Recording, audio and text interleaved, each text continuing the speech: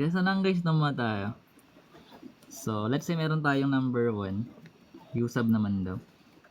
So, integral ng negative 15x raised to 4 times negative 3x raised to 5 minus 1 raised to 5 dx.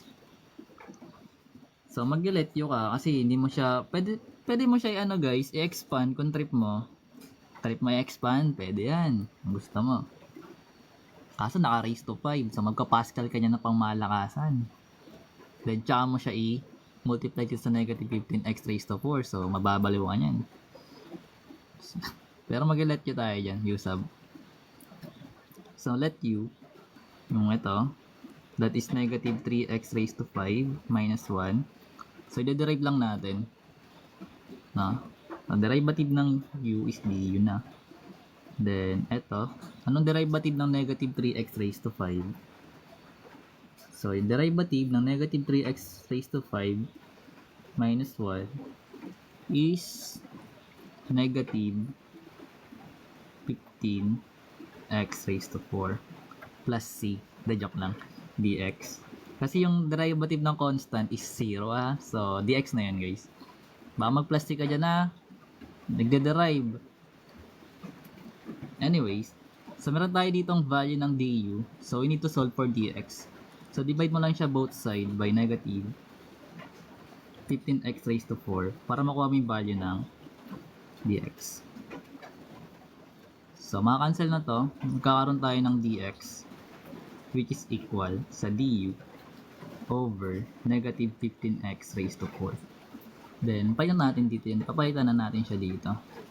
So, meron tayong integral ng negative 15x raised to 4. Then, etong negative 3x raised to 5 minus 1 natin, ginawa natin siyang u. So, magiging u.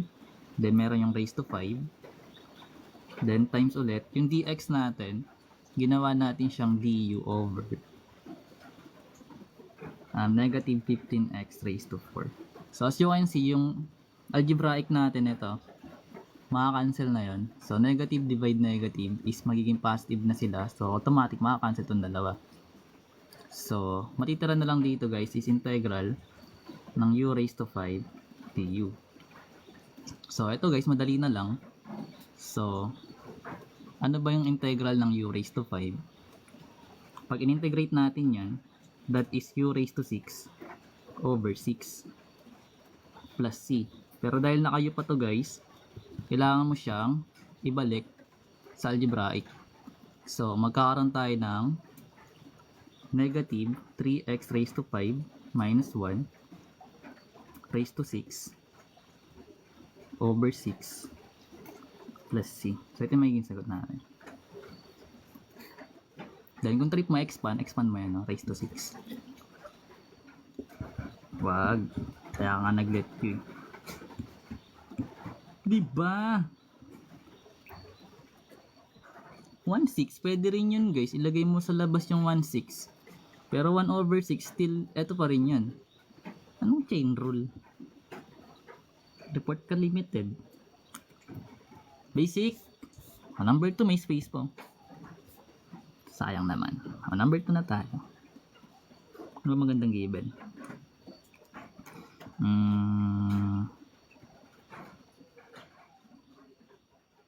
Pero madali lang to guys. Kasi basic nga lang to eh.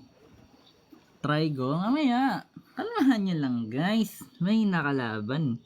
Nagwa-warm up pa lang nga tayo eh. Gusto nyo talaga ako nahihirapan ah. So number 2. Integral ng negative 16x cube. Halos pares lang yung given. Pero kung kaya mo siya i-mental, edi i-mental mo. Alam, hindi ko to alam. Negative exponent. Patay.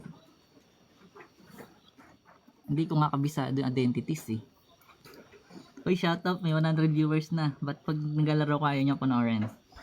Joke lang. Okay, tulog na kayo guys. So, meron tayong given na integral ng negative 16x cube. Mag-shoutout ka? Ay, sasali ka? Sasali daw siya guys. Ano ako mag-shoutout? Ha? Ano daw?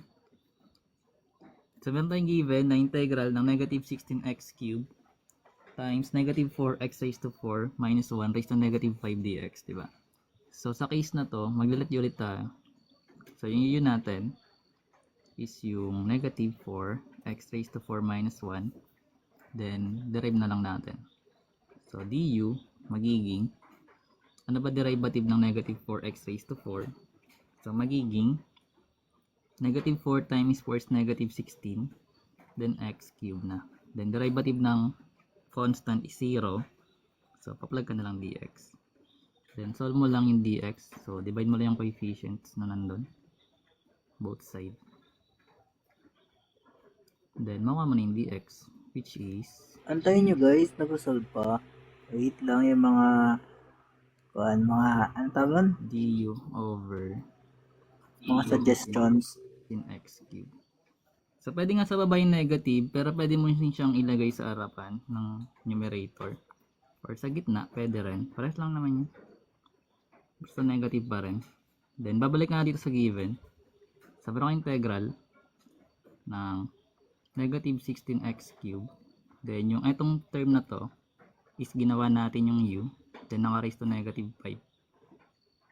Then yung dx natin is negative du over 16x cubed. Pero pwede ito makancel guys. So negative times positive times negative, di ba magiging positive na yon. So itong 16x cubed natin is makakancel yun syempre. So matitira na lang dito is integral ng u raised to negative 5 du. So ano na magiging sagot natin pag in-integrate natin yan? So pabalik ka pa rin sa concept ng negative exponent, pero mamaya mo na yung gawin syempre. So integrate muna natin tong u raised to negative 5 o du. So that is u raised to negative 4 kasi nag-add ng 1, di ba? Over negative 4 kasi negative 4 exponent natin. So plus c, pero dahil naka-u pa to, i-rewrite pa natin yan into ganitong form. So pag nire-write natin siya, ang kakalabasan is yung u natin is negative 4 x raised to 4 minus 1 raised to negative 4 over negative 4 plus c. Pero dahil naka-negative exponent, ibababa natin tong term na to. Diba sa negative exponent, kapag yung exponent mo nasa yung numerator, yung negative, iadala natin sa denominator pero maging positive na siya. So, ibig sabihin, mawawalan to ng numerator. So, para magkaroon yun ng numerator, maglalagay ka ng 1 sa taas. So, negative na to guys, kasi negative siya. Itatabi mo yung itong term sa 4 mo. Kasi yung 4 mo is nasa denominator. Pero magiging positive na exponent. So, instead magiging negative 4 siya, magiging positive 4. Then yung plus c. So, ito magiging final answer. Dito pwede distribute guys kasi naka raise to 4 to. So sa PEMDAS, 'di ba? Kailangan mo na siya expand bago ka mag-distribute. Sana gets. Gets yun.